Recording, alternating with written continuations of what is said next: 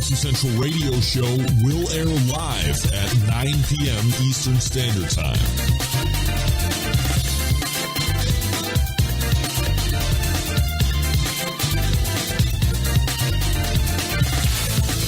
The Barbecue Central radio show. Hi, this is Bobby Rempe from Cleveland, Ohio, and you're listening to Barbecue Central. Hello, this is Jenny Bell from Clarington, Ohio, and I'm listening to Barbecue Central. So to get that perfect barbecue, you use wood. Are you sure it's safe? Whatever. We put the lighter fluid on, strike the match, and... Oh! Should we call the fire department? That might be a good idea.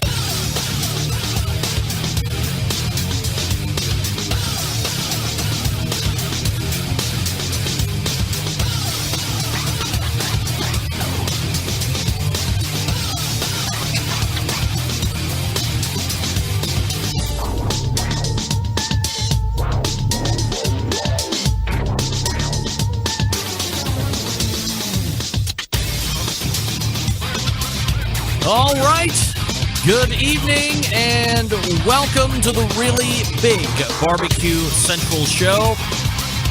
This is the show that talks about all things important in the world of barbecue and grilling. And of course, we're broadcasting live and direct from the Rock and Roll Hall of Fame city of Cleveland, Ohio.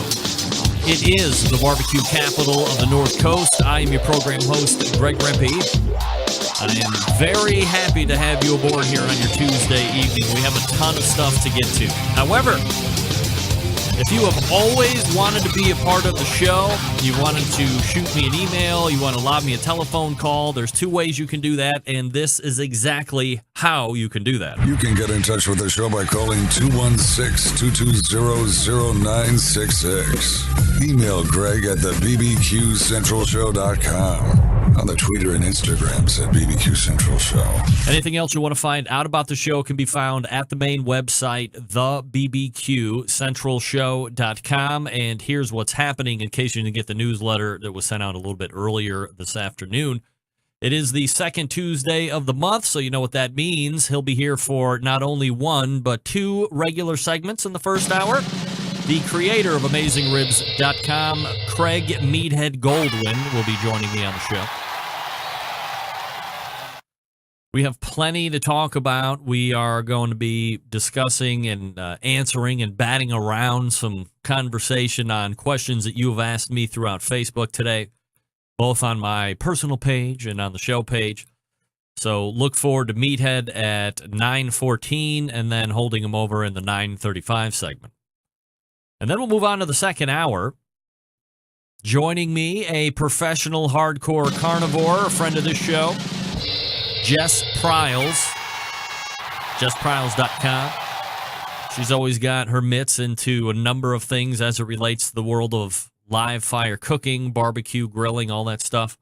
So we'll be talking recipes. We'll be talking some upcoming appearances and business dealings that she's got, unveiling some new products and partnerships that she has going on. I mean, she is really living the barbecue lifestyle. Some of us are just dipping the toe in, per se, but she is perhaps even over her head with the amount of how she has actually attacked the industry. So looking forward to talking with Jess Pryles around 10:14. And then at 10:35, guess what? Open segment. That's right. So if you'll recall, just a few minutes ago, I said if you've ever wanted to get in touch with the show, call, email, have me answer a question. I can ask you a question, whatever. You have something that you just need to get off your chest, and it doesn't necessarily have to relate to barbecue and grilling. I'm not really interested in talking politics, per se. But outside of that, I'm open for, you know me. The show's live. You never know what's going to happen. That's why we do it. So you can hit me up in that 10:35 segment. We might be doing some giveaways and so forth, getting a text message coming in. I knew somebody was going to catch that, but I'm not going to say it out loud. 10:35 is the place you want to jump in. That number again, 216-220-0966. You can also email the show, Greg at thebbqcentralshow.com. Also, top of the second hour, I do have an official hashtag HorseMeat 2017 update. So stay tuned for that. Literally from top men in the state of Ohio. Whatever that might mean to your imagination, top men. Sometimes they can be top women. In this case, it's a top man. There's only 2 of them in the state. If I'm giving it away. But needless to say, I got some email communication that I am going to share with you, and it is both exciting and extremely frustrating all at the same time. So there you go. All right, everybody, do me a favor if you're listening live right now. Put on your social media platforms. That would entail Facebook, the YouTubes, the Tweeters, the Pinterests, the Google Pluses, all of these type things. Does anybody do Tumblr? Put it on your Tumblr. And let everybody know the show's on, right? You can send them over to the audio link, which is my website, thebbqcentralshow.com. You can catch the live video feed on our longtime syndication partner, outdoorcookingchannel.com. By the way, I don't know if Kevin Bevington is actually listening in this or just hoping that I'm showing up on time and has it all dialed in through times, and magically I hit it and everything works without a kink or a wrench. Kevin, how long have we been syndicating together now? Me and you, video side. I don't know if anybody recalls the very first videos that I ever did for OutdoorCookingChannel.com, but Kevin keeps all of the video archives on OutdoorCookingChannel.com, so you can punch into the Barbecue Central show out on his website and scroll all the way back to the very, very, very first video that I ever did in conjunction with OutdoorCookingChannel.com. Obviously, I'd done the show many years prior to partnering with Kevin at Outdoor Cooking Channel. But to see where that first video was and how bad it was to what we have grown into today, I don't know if you could possibly believe that we've actually been able to grow that far, that well, I guess. So, Kevin, if you're listening, I would just love a update on how long. I want to say, 8 years maybe, right? Maybe, could it be longer than that? I don't know. Somebody will tell me. Centralites know everything about the show because that's why they're Centralites.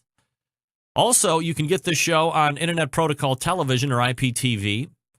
Go to your store's particular app store, or go to your platform's particular app store and search for Outdoor Cooking Channel. If it has it, download it. You can get the live stream. You can also get the host of archives of all the other shows that are Outdoor Cooking Channel related.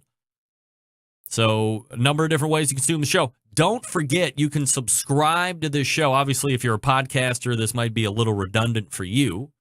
And I go over how you get in touch with the show each and every week because people are listening live and maybe they don't know they can do all this other stuff they might have access to. That's why I do it each and every week. Kind of base it off a radio show. Little intro here before we get into the really good content. But if you're not currently subscribed to the podcast, you can do that through iTunes by searching the Barbecue Central Show. Or if you just put in BBQC, I will come up, like space C, like you're going to start Central. I'll come up. Also, Google Play Music or Google Music, I think that's what it's called.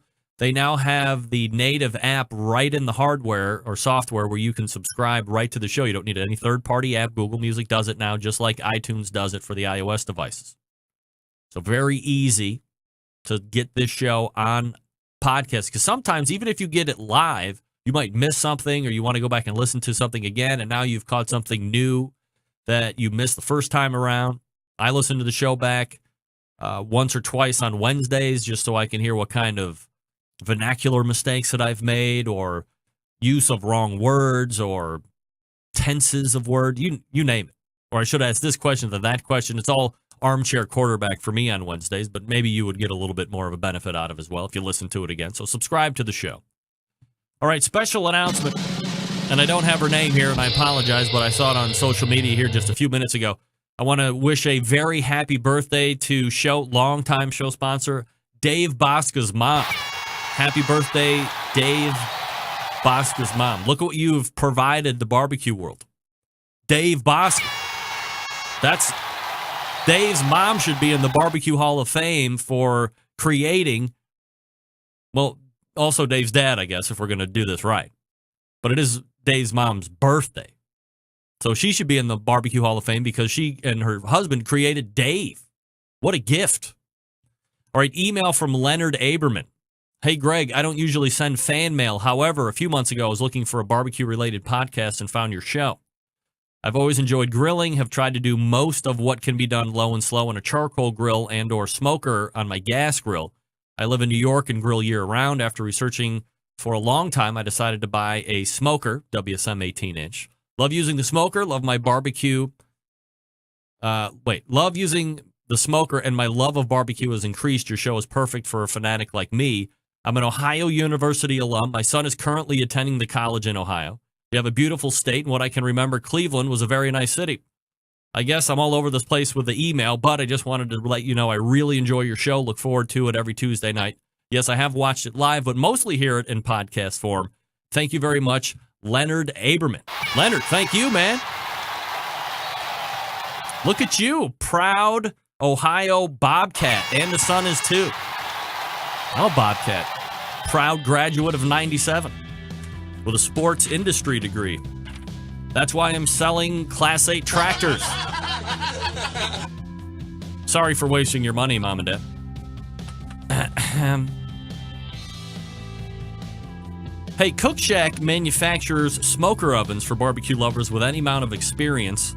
Whether you barbecue in your backyard, in the competition circuit, or in a 5-star dining facility, Cook Shack has the unit that will do the job, and with a full line of barbecue sauces, spices, pellets, wood chunks, it's the perfect one-stop shop. Cook Shack strives to be your barbecue resource center by offering cooking classes, online recipes, how-to videos, 2 blogs, smoke and grilling 101s, and a video cooking classroom. Check out their website at cookshack.com or follow them on Instagram, Facebook, YouTube, Twitter, Pinterest, Google+. Get advice or share your passion for barbecue on their world-class barbecue forum.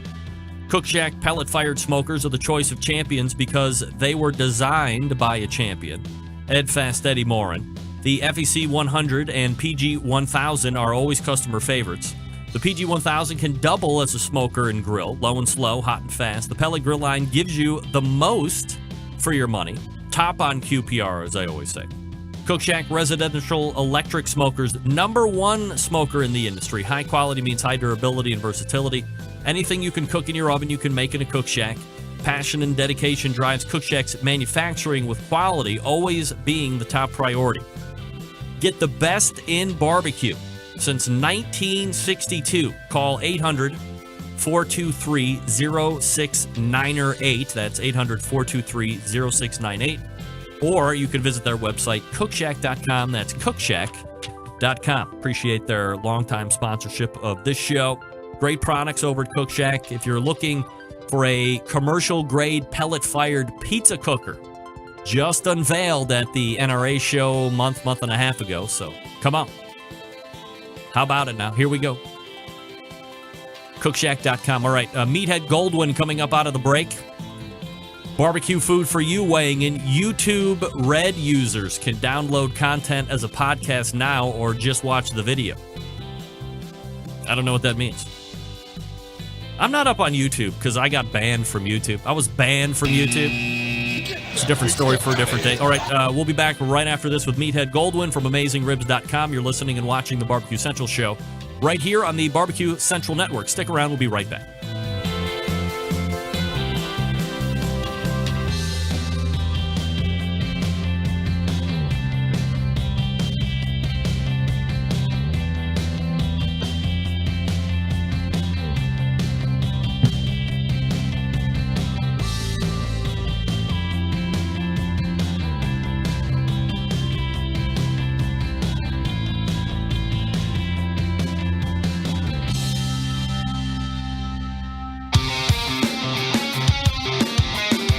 Broadcasting live from the Barbecue Central Radio Network studios in Cleveland, Ohio.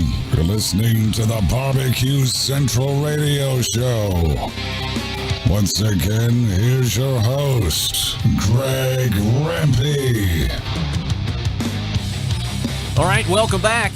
This portion of the show is being brought to you by Smithfield. You love to barbecue, you love to compete, you love to win. Do all three with help from Smithfield since 1938.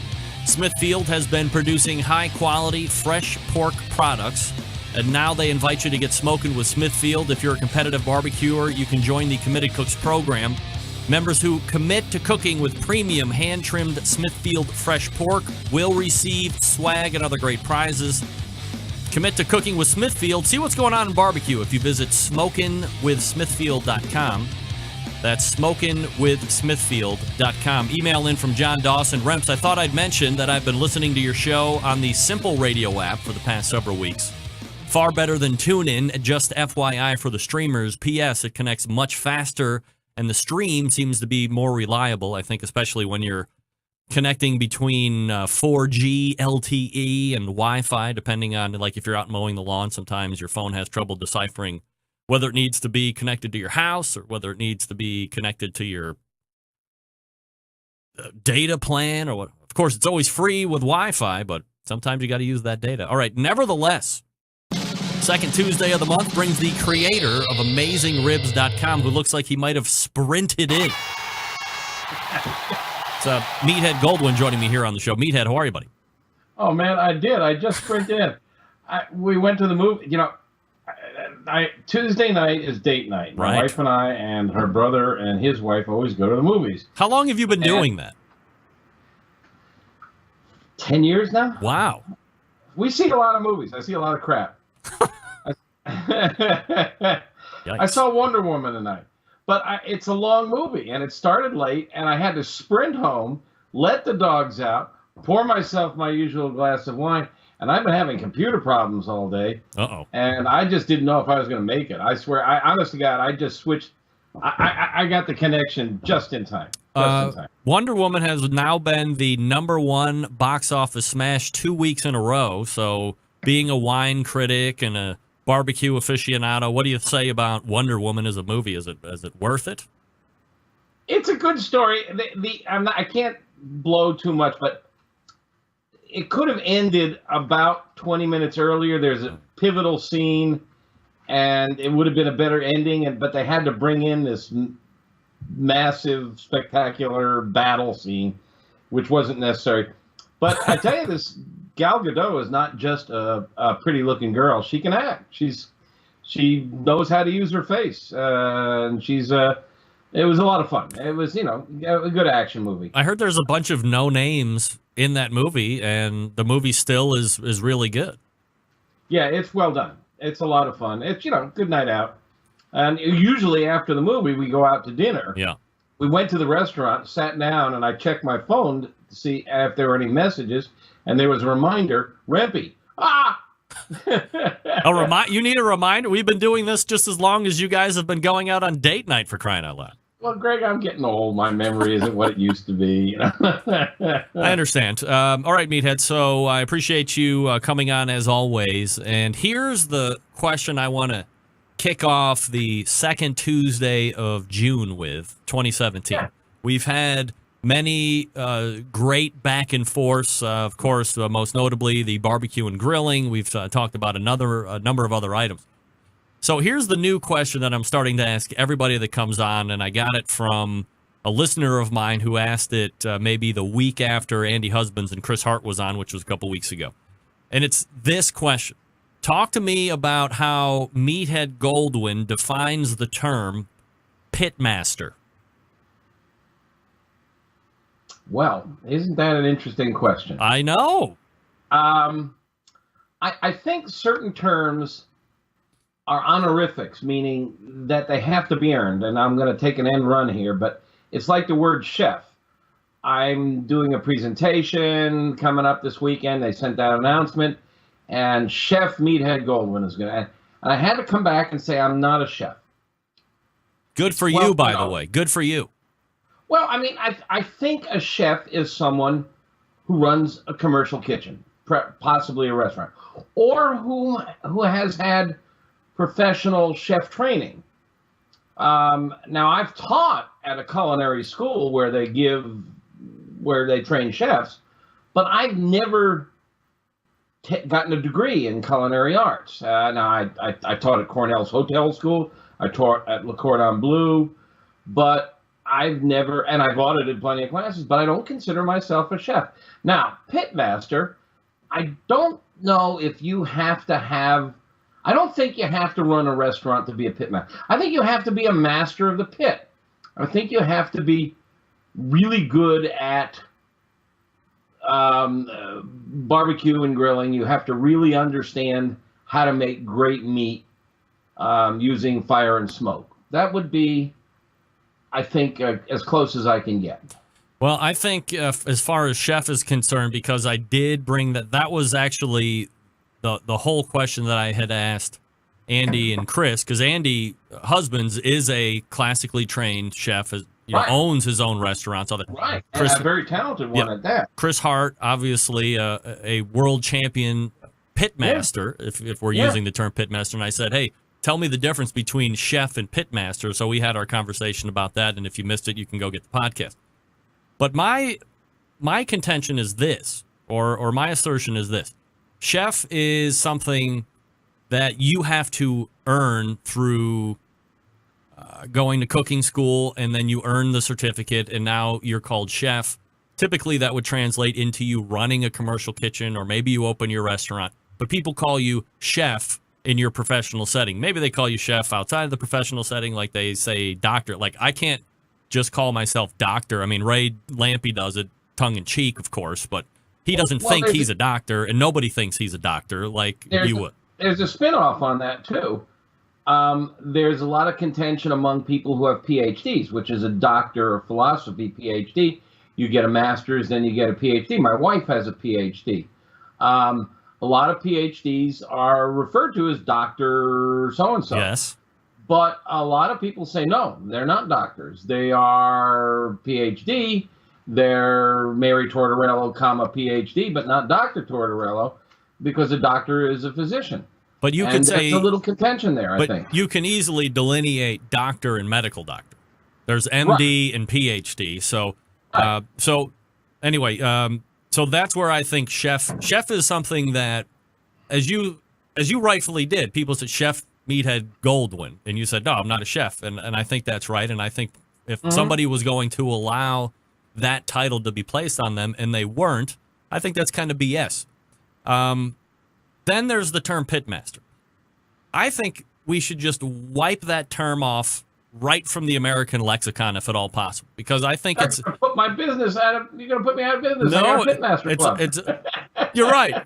So, or we have to come up with a better name, because I think there is a need or a want to now somehow achieve a level that is undefinable, or we can keep the word, and now we have to make definitions or levels of achievement in order to get that phrase pitmaster, which then kind of puts it in that chef category. And then we talk about snobism and all this other stuff. But I feel no need in the realm of live fire cooking to have to put this kind of a label out there when we can just be people that cook outdoors on live fire cooking, and some of us are really good, and some of us are kind of okay, and some of us suck, and we're going to try and work and get better at it. But I don't know. I refer to myself as a cook, not a pit master or a grill master. Is the other one. Right.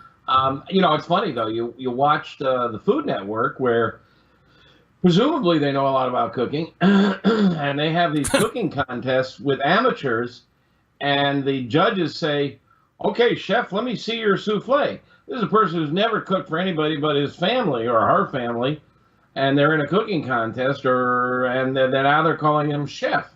I think these terms have gotten kind of loosey-goosey. Maybe we need a new word. Maybe we need to not continue to let everybody win at everything. Maybe we can just say, hey, sorry, you're not this because you didn't do this. So even though you want to be called chef, or even though I want to call you chef to make you feel better, I don't think we should have to do that. I think if it's a rank, like I don't go around calling myself general or lieutenant or sergeant because I'm not in the military. I didn't earn that status. That's what you do when you're a sergeant or a corporal or whatever. You are the general of the Centralites, and we follow you like your army, and I salute you. I'm the Grand Wizard of the Centralites. That's probably a bad term to use, Grand Wizard. What's that kook over in North Korea call himself? The ultimate leader, or the grand leader? Yeah, right. Let's just so I'm not going to be called racist, let's scratch Grand Wizard. Let's do that right off the bat. I'll just go with president and CEO of the Centralites. That's very businesslike. So, what have we agreed on with the term pitmaster? Nothing. Nothing? Oh, dear. Just wasted 5 minutes and we've been able to come up with gobbledygook. I think we've started a conversation. Let's say that. Okay. All right. So, I'm going to ask my second hour guest the same question when she comes on, and I'll be... Got any barbecue questions? No, that's it. That's Meathead Goldwood, everybody. Good night. Good night, everybody. All right. Yes, I have plenty of Facebook questions here that we would love to talk to you about. And the first one is coming from my embedded Texas correspondent, Doug Scheiding, who is the head cook, let's say head cook, of Rogue Cookers. And he writes in, what does Meathead think about caveman-style cooking directly on the coals? Yeah, I mean, this is really popular, and another one of your regular guests is fond of it and has popularized it. I think it's a bit of parlor trick. To clarify for anybody who's not clear on the subject, there's a popular technique that you take a steak and you get your coals good and hot, and maybe you hit them with a hair dryer to blow off some of the fluff, and you lay the meat right on the charcoal. And then you flip it over and you serve it. And I've done it. And for my money, I would rather put that steak on a thin wire grate a half an inch above the charcoal than on the charcoal. I want radiant heat. I don't want conduction heat from the charcoal. And when I've done it that way, it always gets scars. You get a burn spot here and a burn, just like if you put your hand on there, you get burn spots on the meat.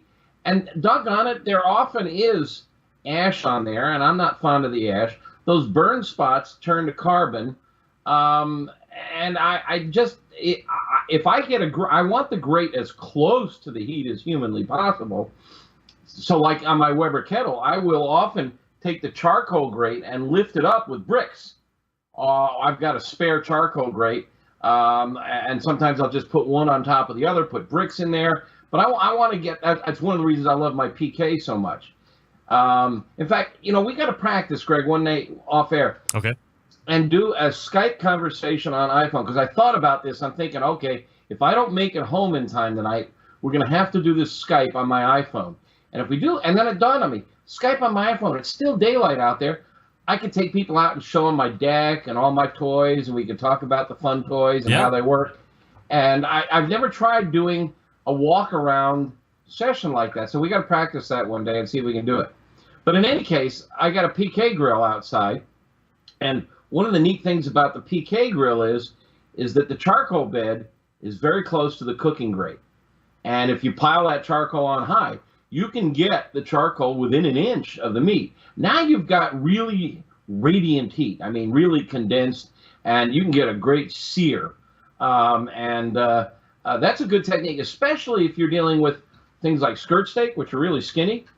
And if you want a good dark sear on the outside, you often badly overcook the inside. So if you want a skirt steak or a flank steak to be dark and crunchy on the outside, but you want the center still a little pink or red, it's really hard to do unless you get the charcoal really close. So for me, close is better than on top of the charcoals. I think, first of all, the quality of the heat is better. And second of all, I just don't want those scars and burns and ashes. But it is a conversation starter. I know Alton Brown did it, and I worship the ground Alton Brown walks on. By the way, he refuses to be called a chef either. Stephen Reichlin is a huge fan of caveman cooking as well. Yeah, I know. I didn't want to mention his name. I just said another one of your regular guests.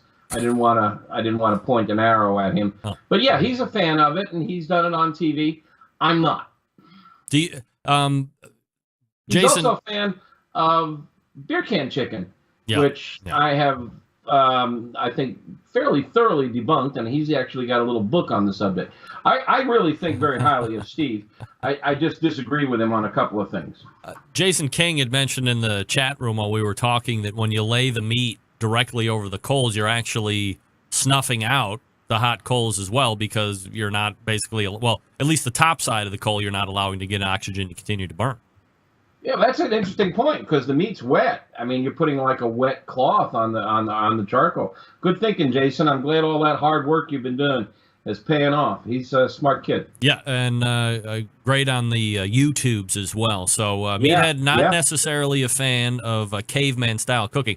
Let me follow that up. Instead of caveman, have you seen where they're sticking steaks on shovels and putting them over fire pits? Shovel cooking? Yeah, as long as you've got a good shovel. I've got a couple of shovels outside I use to pick up dog poop with. I wouldn't use those. I want a really good clean shovel. You've got essentially a frying pan. Yeah. And frying pans are a great technique for searing. Now, let's call a spade a spade. Shovel. The pellet smokers. Yeah. I always call them pellet smokers, not pellet grills. Yeah. Because if it's really, really hard to get a good sear on a steak. I agree. People talk about grilling versus barbecue. I prefer to talk about searing versus barbecue because what I want is the sear step is so important. I'm a big fan of reverse sear. As you know, we've talked about it a lot. With the pellet smokers, it's just really hard to get a good sear on a steak or something. A couple of them come close, but the best way to do it is to get a cast iron pan or a griddle or something really, really hot on that pellet smoker, and then sear it in the cast iron. Mm-hmm. That's a good sear. So you can still get all that outdoor flavor, that smoke flavor, the flavor you just can't get indoor or in your oven, and still get it a good hot sear by contact with hot metal. So, I guess if you're campfire cooking, and maybe you forgot to bring the grill grate, then maybe a shovel's an alternative. But it's, just like a frying pan. And I'd certainly want to make sure it was clean. And speaking of grill grates, I found recently on Amazon a stainless steel grill grate for my Weber kettle. Because, the PK and all these cheap nickel-coated grates, they just get all rusted and everything. It's a good reason to buy the aluminum grill grate, the brand grill grate. But when I'm trying to get a good sear, I often prefer a thin wire so I can get a lot of radiant heat from down below. And I just got in yesterday. These they look really nice, stainless steel grate. I think they're about $30 or something, but I'm really looking forward to having those last me a while and not get all rusty. Meathead Goldwyn joining me here on the show, AmazingRibs.com, his website. I have another question here that we're going to start, but we only have like a minute. So let me, I'll just phrase it to you, and then you can think about how we're going to answer it when we come back from the break. And it's from a longtime listener of the show, John Clapp. Mind out of the gutter, folks. Pros and cons, both pros and cons, of wrapping.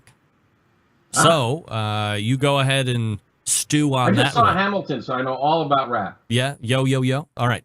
So you go ahead and stew on that one real quick. I'm going to go ahead and talk about the Chops Power Injector. We're talking with Meathead Goldwyn as he is on our show every second Tuesday of the month, AmazingRibs.com. Folks, the National Barbecue Association's Barbecue Tool of the Year for 2015 and 2016 and 2017 is the Chops Power Injector System. That's right. Each of their Chops Power Injector systems features not one, not two, but 4 needles evenly spaced and the perfect distance for even injecting. It also comes with 3 plug screws, so you can use fewer needles and change your spacing to get around bones. It's versatility. The first one to tell you about the half-gallon Chops Power Injector System, designed for competition or to pump up the backyard warrior. Easy to use, clean it, fill it, pump it, and away you go. If you have just one brisket or pork shoulder to do, you don't need to fill it all the way up. Just put in what you need. It will use it all. It comes with a whole bunch of great stuff, and you pay $100 and you pay shipping. Then you have the 1-gallon Chops Power Injector, designed for catering or bigger jobs. It will hold double the amount of the injection of the half-gallon system. Some use it in competitions, like when you're cooking the Memphis in May event or you're doing 10 shoulders to get that perfect one. This one comes with the same stuff as the half gallon. It's $120 plus you pay the shipping. Then you have the newest one, the Chops full power injector system. It's electric, the commercial and competition Big Daddy, as we call it. It's not only a holding tank this time, but it is a 3.5-foot pickup tube that you can put in any size container. From a few ounces to a 55-gallon drum. It was designed for Chef Rob at the Best Barbecue Restaurant in Kansas City. And he has said time and time again that with the Chops full power injector system, his briskets are better than ever. This one comes with a whole bunch of stuff as well. It's $325 plus shipping. A number of the top pit masters in the world use the CPI every day to make their barbecue better than the rest. Here's the deal. We live in a foodie world that requires flavor in every bite. This is how you do it and do it fast. It's not just for meat. You can inject alcohol as well into those watermelons or fruits or whatever. Every injector hand-assembled, made right there in Kansas City, Missouri, USA. Chops Power Injector System gives your barbecue power, and you can visit them at barbecuekansascity.com. That's B-A-R-B-E-Q-U-E. That's B-A-R-B-E-Q-U-E, barbecuekansascity.com. More with Meathead Goldwyn coming up. Stick around. We'll be right back.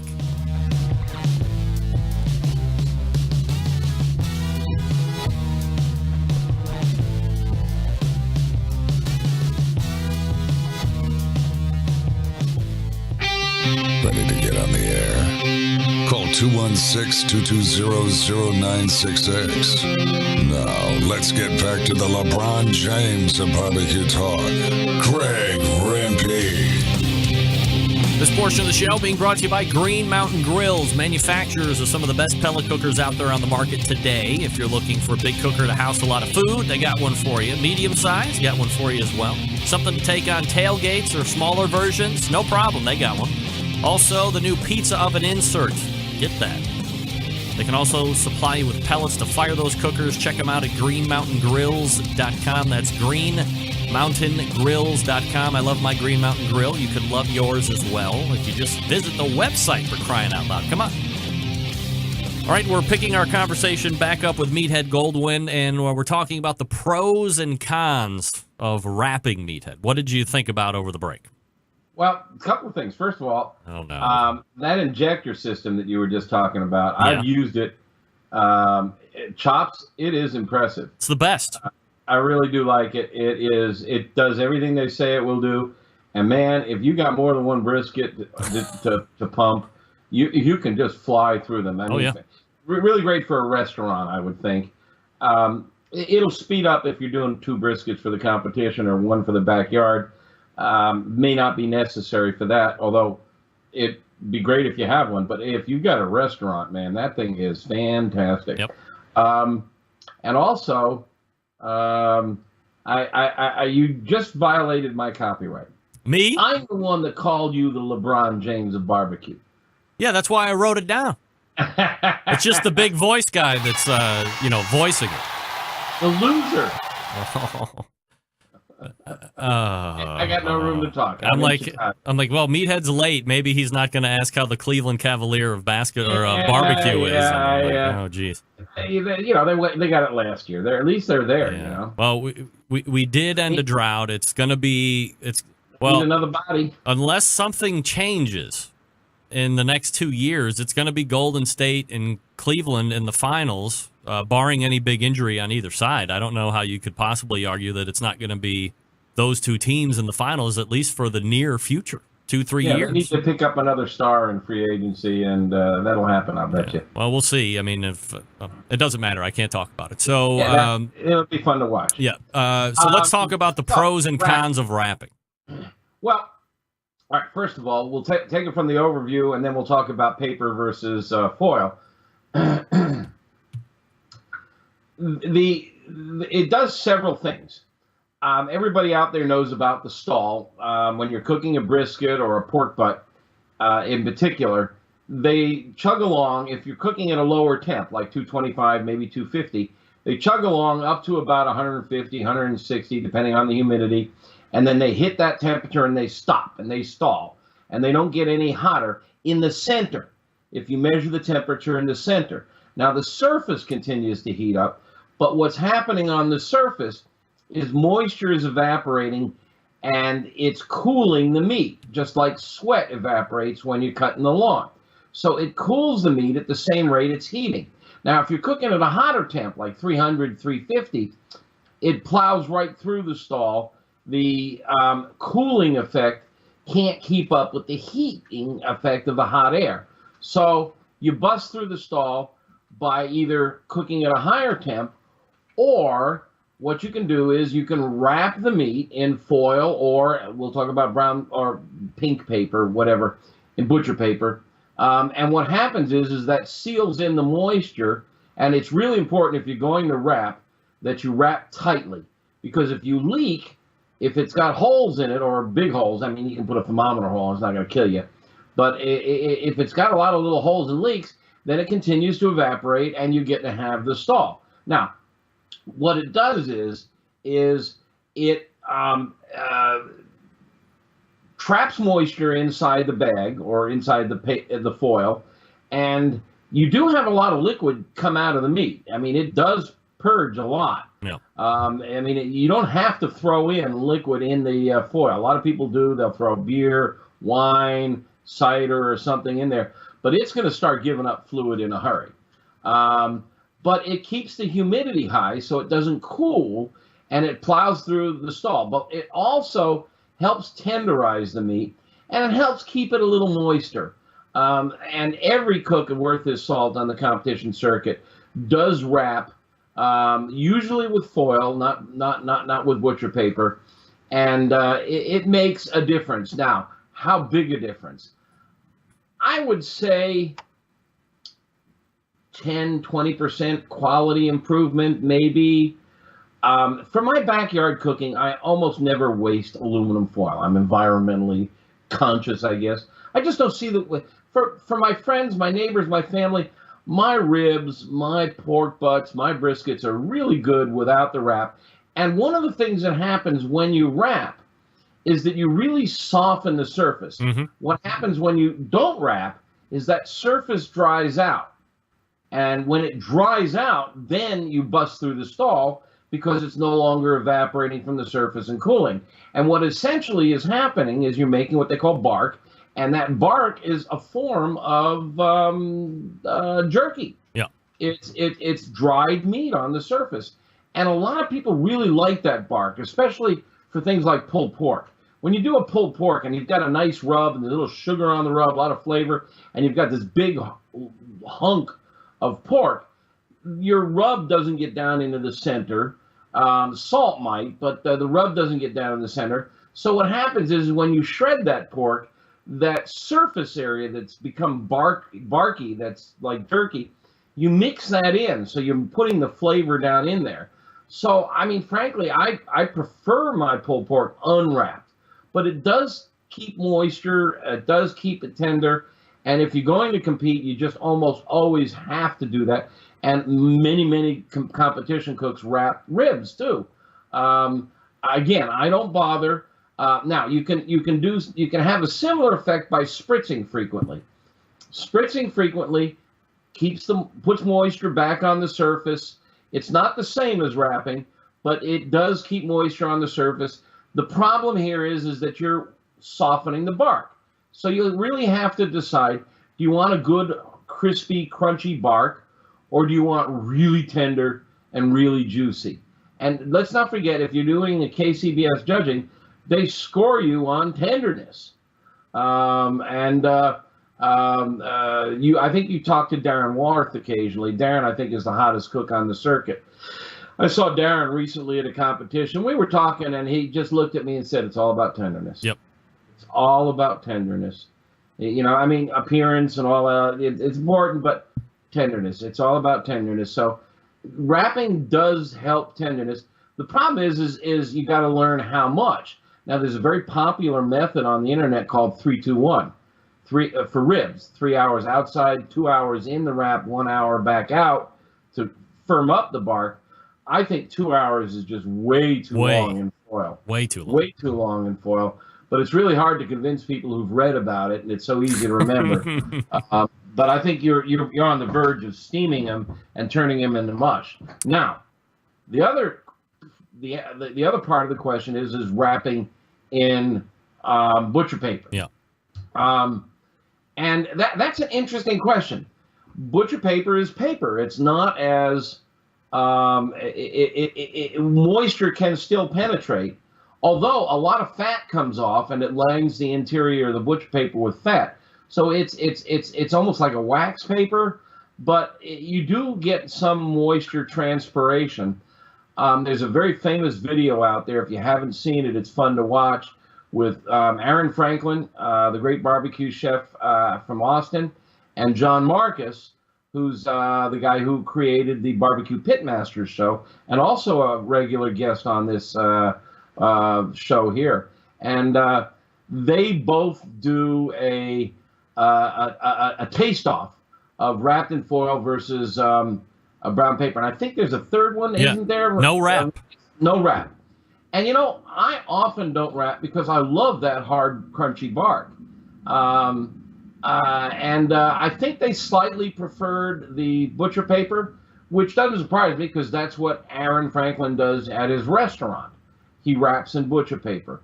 I think everybody's got to just find out for themselves. I get emails asking or questions on the website. What should I do? Try it yourself. Experiment. See what you like better. But yes, wrapping definitely beats the stall, tenderizes and maintains some juiciness, but it kills your bark. What about when you're wrapping in foil? I've had people say wrap in foil, but then I've had other people tell me, especially with brisket, when you wrap it as tight as possible, no air gaps. We're not talking about holes now. We're talking like no air gaps at all, right, because you don't want it to steam. You just want it to be in the foil.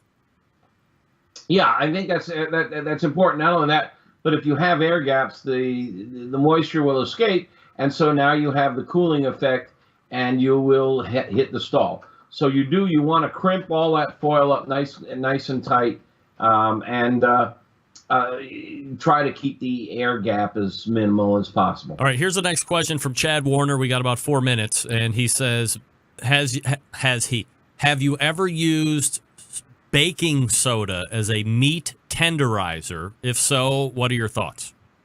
No, not so much as a tenderizer. What baking soda can do is it can lower the pH it can alter the pH of the surface of the meat. That can assist with crispiness and browning, and it's something to play with. You got to be very careful because you use too much, you get a metallic flavor. But it doesn't affect tenderness, and not that I've ever noticed, nor have I heard of anybody prescribe it as a tenderizer. If you're going to tenderize, there are meat tenderizers out there, which are enzymes, and these enzymes do tenderize somewhat. But Adolph's meat tenderizer, the most particular famous. You can also use fresh pineapple juice. Canned pineapple juice won't work, and papaya juice will work. But baking soda or baking powder can be used to alter the acidity of the surface and alter the color and the crispiness of the surface. And Kenji Lopez Alt over at Serious Eats has done some really interesting experiments with this, particularly regarding chicken wings. And you might want to wander over to Serious Eats and look at what he's doing with chicken wings over there. All right, we'll check that out. Another question is coming from Steve. Oh, boy. Kwasiborski. Let's say Kwasiborski. I might be saying that completely incorrect.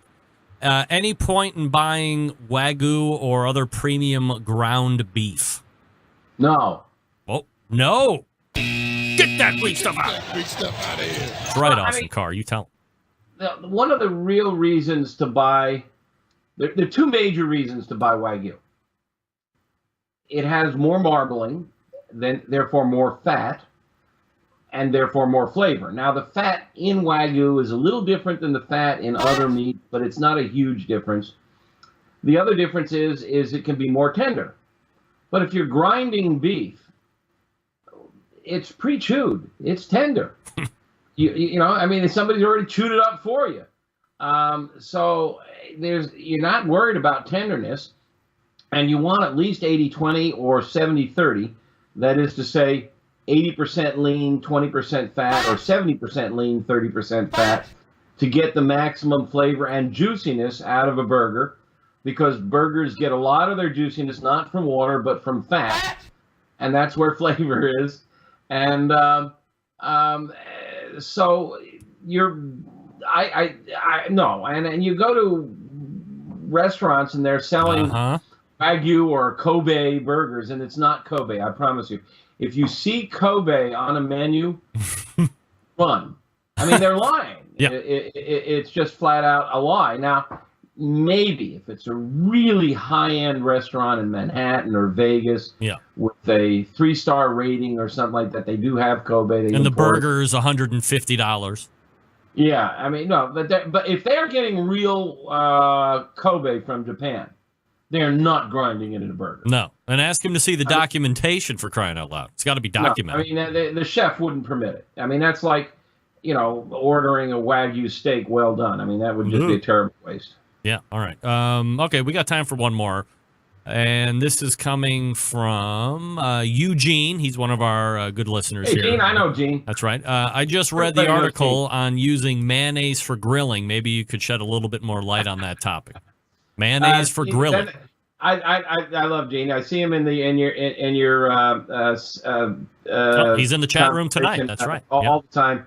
And I got a feeling that's a setup, because just this week, the LA Times ran an article on using mayonnaise in cooking, and they interviewed me at length for this article, and also Professor Blonder. Mayonnaise is really interesting stuff. It's mostly oil with a little vinegar. You can throw some lemon juice, but it's oil and acid. Mm-hmm.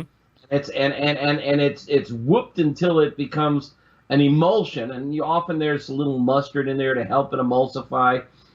You can throw some other goodies in there. I remember you and I did a mayonnaise tasting, Kewpie. Remember we? Oh yes. We got Kewpie. Do you still have any Kewpie around? I don't have any on me right now, but usually it's in my pantry. I love it. You keep it? Oh yeah. It's a regular. Okay. Yeah, I love it. I'm pretty much a Hellman's or a Duke's guy. But in any case, mayonnaise is, if you put it on something like fish, it's really good on fish. What happens if you put oil on first of all, okay, that famous guest of yours that I tried to let go nameless often talks about oiling the grates to keep food from sticking. Well, when you put oil on the grates are really hot. The oil changes its composition right away. It becomes a bit of a polymer. It cracks, it smokes, and it burns. I prefer to put the oil on the food, which is cool, and it won't stick. It's, I think, better at non-sticking that way. But it still melts and drips off really fast. But mayonnaise sticks, and it sticks well. And it doesn't add a lot of flavor. It's a very small amount of flavor. Most people can't taste it. And it sticks well. It really helps keep fish from sticking to the grill grates. It's a real. I was taught this by a chef at a local fish restaurant, and I've played with it on a bunch of stuff. I took some potato slices and sprinkled my Memphis dust, my pork rub on it, and then slathered it with mayonnaise and threw it on a grill topper. And I got this really great golden crust. They were crunchy, like when you buy French fries and they've been coated. A lot of French fries are coated with a baking soda or baking powder or flour or something. Yep. You got a great crust. It really browns nicely. It creates a crust. It helps prevent sticking. And by God, I've even used it on steaks occasionally. It's really fun to play with. It does help prevent sticking, and it's a good glue. People talk about using mustard to help hold on their spice rubs and stuff. It's a fun thing to play with, and I'm fond of it. And if you want to read more about it, it appeared last week in the LA Times. Just go to the LA Times website and Google it. Either that or just drop me an email, meathead@amazingribs.com, and I'll send you a link to it. All right, it's Meathead Goldwyn from, as he had just mentioned, AmazingRibs.com. You find him here the second Tuesday of every month. Meathead, appreciate the sprint back to get on the air tonight. Always appreciate the conversation. I was thinking, and I know what happens if I'm late. You are going to chew my butt out on air. You know I'm. Yes, I am. You know I am. All of our friendship over all these years will go right down the tube. That's right. You have no loyalty. I will napalm you very quickly. No doubt about it. Meathead, we will see you again in July, and we'll get together off air to test the outside stuff, and maybe we can do that next time. So long, Central. It's always good to be with you. There he is, Meathead Goldwyn, everybody. That's right. Gotta love Meathead. We ran a little long with him, but always worth the conversation. On the Barbecue Central show appear via the Smithfield Hotline. Yummy. All right, now let's hopefully make sure we get through this before the top of the hour flips over. Folks, let me talk to you quickly about Big Papa Smokers. They made a name for themselves by the award-winning line of championship rubs that have won almost every major barbecue competition, period.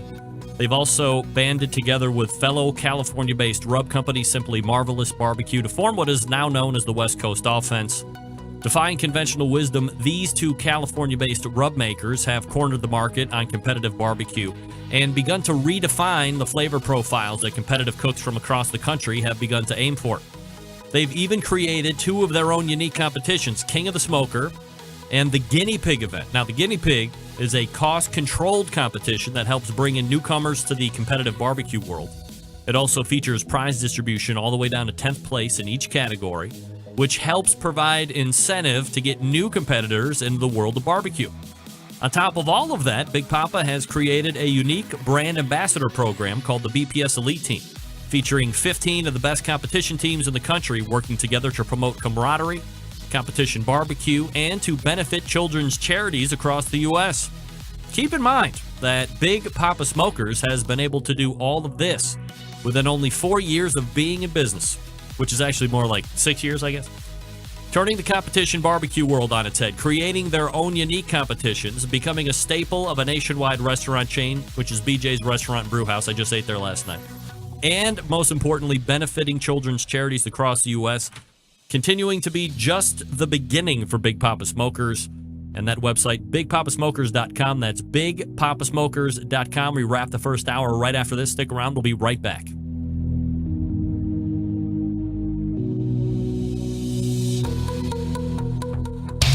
Big name interviews, advice on cooking brisket and ribs, and the only host willing to share his honest opinion on all things important in the world of barbecue. It's the Barbecue Central Show.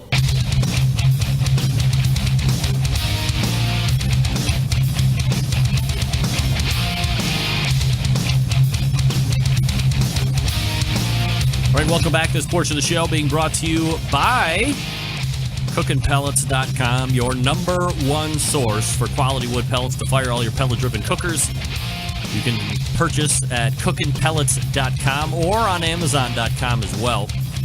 Download the free app from CookinPellets.com. Be alerted to cheap shipping prices when that happens. So thanks to Chris Becker and everybody over at CookinPellets.com. Scott Germano weighing in, 40-plus minute Skype 40-plus minute Skype segment, one off without a hitch. Where's the fun in that? I get it. Everybody wants a train wreck.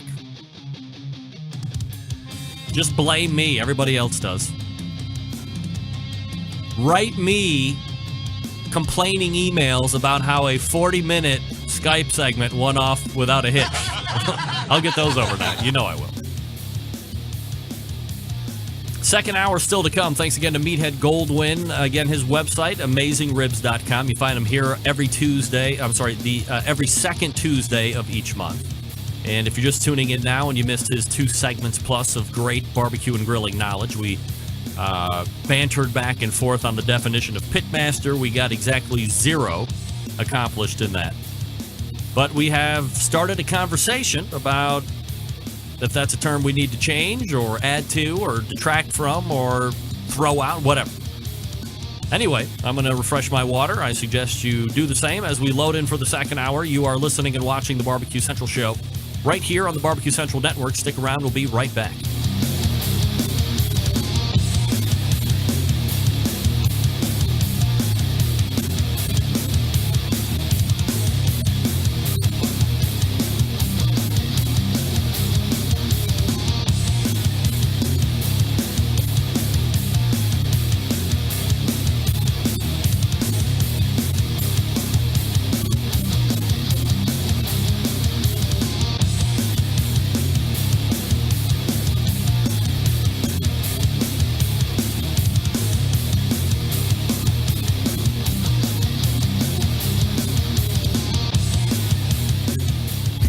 Hey, this is Helen Paradise from SoCal, and you are listening to the Barbecue Central Show.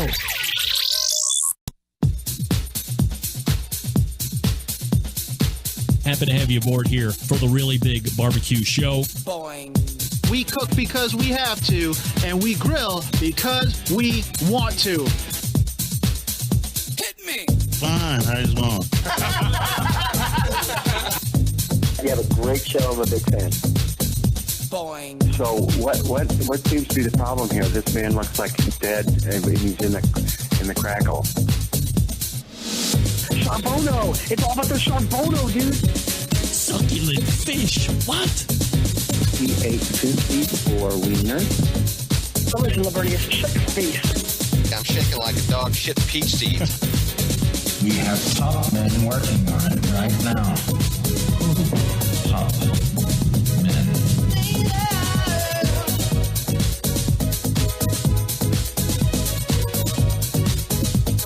All right, just like that, we are into the second hour. Welcome into the Barbecue Central Show. This is the show that talks about all things important in the world of barbecue and grilling. We do it here live from the Rock and Roll Hall of Fame city of Cleveland, Ohio, the barbecue capital of the North Coast. I am the aforementioned Greg Rempe. Happy to have you aboard here on your Tuesday. If you want to get in touch with the show, we have an open segment coming up after Jess Pryles, who is still yet to come on the show tonight at 10:14. You can do so by using these two bits of contact information. You can get in touch with the show by calling 216-220-0966. Email Greg at the bbqcentralshow.com. On the Twitter and Instagrams at BBQ Central Show. Don't forget, if you missed this show, you can subscribe by going to iTunes or Google Music or however you get your podcast episodes otherwise. And subscribe to the show. You'll never miss a segment if you come in late on the live show, or maybe you just have always heard about the live show, or maybe you just watch on YouTube. I would appreciate the subscribe up or the sub up over at iTunes or on Google Music or however you get your other podcasts if you haven't subscribed to me already. Trying to make a press, if at all possible, for 10,000 downloads an episode. I have breaking news. A Barbecue Central Show exclusive news update. I am here to tell you right now that over the last 2 and 3 months, this show has been recording record number of downloads, both on a per show basis and as a month-over-month basis. We are currently on track to do the most ever downloads in 1 month. But from a week-to-week episode run right now, this show that will be released tomorrow, Wednesday, or perhaps a better explanation or example would be on June 6th show, which was last Tuesday, already has, this is one show by itself, over 2,000 downloads. 2,000. If I might be able to put that in perspective, when you look at all of the podcasts, take the very most popular podcasts that you've ever heard of, Adam Carolla, Joe Rogan, Mark Maron, all that stuff, Adam Curry started it back in the day. All of these podcasts, and then everything else that you've never heard of. There are literally hundreds of thousands, if not millions, of podcasts out there covering every possible thing ever.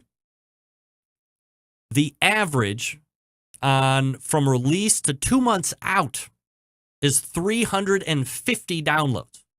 That's 95% of all podcasts out there in the industry today receive 350 downloads from release and then going out 2 months.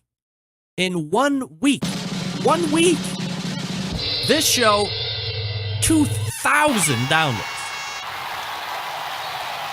Which, if I'm not mistaken, puts this Barbecue Central Show audio-only podcast, and obviously it is available to consume on YouTube and Outdoor Cooking Channel and all of Facebook Live.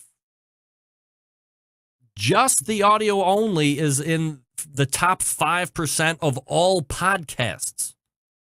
All podcasts. I'm up there with the highest levels. Now, am I making as much money as they are? No. Of course. But from a numbers standpoint, I bar you to find, well, I know there's no other barbecue or grilling podcast out there that's pulling my kind of numbers. And my numbers are verified. I use a service called Blubrry, Blubrry, which is like the industry standard. It's the Deloitte & Touche. Is that right? Deloitte & Touche? The accounting firm, or whoever, Ernst & Young of barbecue statistical reporting. And I subscribe and pay for it and all that other stuff. So, just so you know where we're at, the target market is rich for barbecue and grilling folks, and we're going to be well on our way to over probably 20-some thousand downloads on this show just for the month of June. We're tracking huge right now. So I appreciate everybody that has subbed up and all that good stuff. Email, again, from John Dawson Remps. Just as I do with his contention, his being Meathead, with his contention that resting is pointless, I think that Meathead is flat wrong about ground Wagyu. I made burgers for the ladies last week using Snake River Farms ground Wagyu, and they couldn't say enough good things about them. It made a serious difference. Now we got to tussle. John Dawson, of course, of Patio Daddy-O barbecue fame, and Meathead Goldwyn from AmazingRibs.com. Point, counterpoint. I would suppose that the best thing to do would be buy your grocery store ground beef 80/20, buy the Wagyu ground beef from Snake River Farms, make burgers, and have at it. Let me tell you who's right. Your palate's right. The National Pro Barbecue Tour presented by Sam's Club rolled into Harrisburg, Pennsylvania this past weekend. It was a local qualifier that sends the top 16 to the Commonwealth of Richmond, Virginia on the regional final. That takes place August 26th. And those teams are, in particular order, as I say each and every week, taking grand champion with a 686.8 Piggin Whiskey. Here we go. Here we go. Reserve grand champion Wolf's Revenge Barbecue with a 685.0. Third place, Low and Slow Barbecue with a 680.5. Fourth place, Good Smoke Barbecue with a 675.3. Hey, looky here, coming in at number 5, Barbecue Bob Trutnack and the Barbecue Guru, moving on to the regional final in Richmond, Virginia. And rounding out the top 6, Checkered Flag 500 Barbecue with a 673.6. So just over a point, almost 2 points on the win between Piggin Whiskey and Wolf's Revenge Barbecue. And between 1 and 6, there was about a 13-point discrepancy. So pretty big spread between 1 and 3, although 4 and 5, less than a point. So close there, but kind of spread out otherwise. The next National Pro Barbecue Tour event will take place this coming weekend in, I believe it's pronounced Alpharetta, Georgia. So good luck to everyone competing at that one. Got another email from a listener, Matthew DeVoe in Worcester, Massachusetts. Shout out from the Worcester District Probation Department in Worcester, Mass. We're new to barbecue. We love your show for product tips and insight. Thank you, Matthew DeVoe, Assistant Chief Probation Officer. That's right. Thank you, Matthew. Appreciate you listening. Shout out to all my people in Worcester. How you like them apples? Bah! That's good, right? That's right on. Also, I do want to send out congratulations to some teams that won their 7th grand championship this past weekend in the allotted auto qualifier for the Jack Daniels this year, which is 2017. Frequent guest on this show and the head cook over on Clark Crew Barbecue, Travis Clark, is in, notching his 7th. Brad Leiniger at Getting Basted is in, notching his 7th. And longtime sponsor of this show, the creator of King of the Smoker and the Guinea Pig competition and all that other stuff, Sterling Ball and James the Flame from Big Papa Smokers are in, notching their 7th as well. So look at you guys. You're doing it all out there, ladies and gentlemen. I really appreciate the fact that listeners will take 1 second to write in the show and let me know that they're listening, or how they got turned on by the show, or how they tuned into the show the first time, or why they wanted to find it. Was it word of mouth? Was it from another Centralite? But anybody that takes time out with me and or takes time out to write me, I certainly appreciate, and I'll include it in a live show, just like I've done 2 times tonight, if they're worthy. I mean, sometimes it's pretty vulgar and insulting, and my ego is very fragile. So what can I tell you? John Dawson again weighing in, the Rush Limbaugh of barbecue. You're right. I can't argue with that. The Rush Limbaugh. I am also on the EIB network, but I am the Excellence in Barbecue, the professor of Advanced Barbecue Studies at the Barbecue Central College for Advanced Barbecue Studies, or whatever. Hey, let me talk to you quickly about the longest running sponsor of the show, the Barbecue Guru. If you've been thinking about automatic pit temperature control devices, they got 1 or 2 or 3 or 4 or brand new products that you can choose from. If you're not familiar with how automatic pit temperature control devices work, let me break it down to you briefly. So here's a product that allows you to set your pit temperature, and one set keeps it running right at that temperature all the way through the cook. Because maybe you're a busy working professional, or perhaps you're constantly on the run with kids and you're doing errands. You don't have the time to set around and tend pit temperatures. I get it. The Barbecue Guru allows you to throw on a pork butt or a brisket or a couple slabs of ribs, and then you're off to do whatever it is you need to get done, and the Barbecue Guru maintains that pit temperature you set it at. I don't know if I'm allowed. I mean, I think I'm allowed, right? The CyberQ Cloud is out now. This one is going to be, again, like the CyberQ Wi-Fi changed the game for automatic pit temperature control devices before everything else. The CyberQ Cloud is about ready to change the groundwork and the framework, the landscape of automatic pit temperature control devices yet again. If you're in the market for a cooker, they obviously have the shotgun cooker, but they're coming out with new, different styles of cookers. I believe they have a new Kamado style, the Monolith. You got to head over to the Barbecue Guru's website. It's bbqguru.com. Check out all the products. If you have any questions about what to order, call them directly, 800-288-GURU. They make sure you're outfitted with exactly what you need to get you up and running right out of the box. If you have any questions, call in and ask. Don't guess, please. Don't guess. Again, the number is 800-288-GURU, or you can visit bbqguru.com. Don't put that broke. bbqguru.com is where you want to go. Barbecue Guru continues to be a breakthrough in barbecue technology. Jess Pryles coming up out of the break. Stick around. We'll be right back.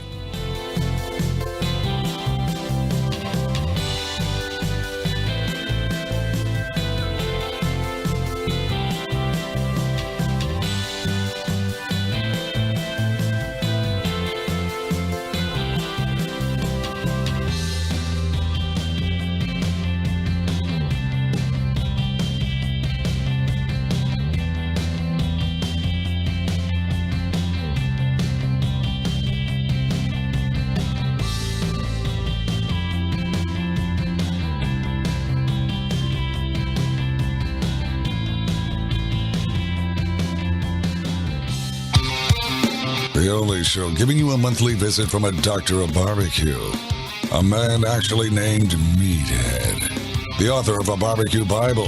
Bloggers, reviewers, competitors, and manufacturers by the dozens. It's the Barbecue Central Show.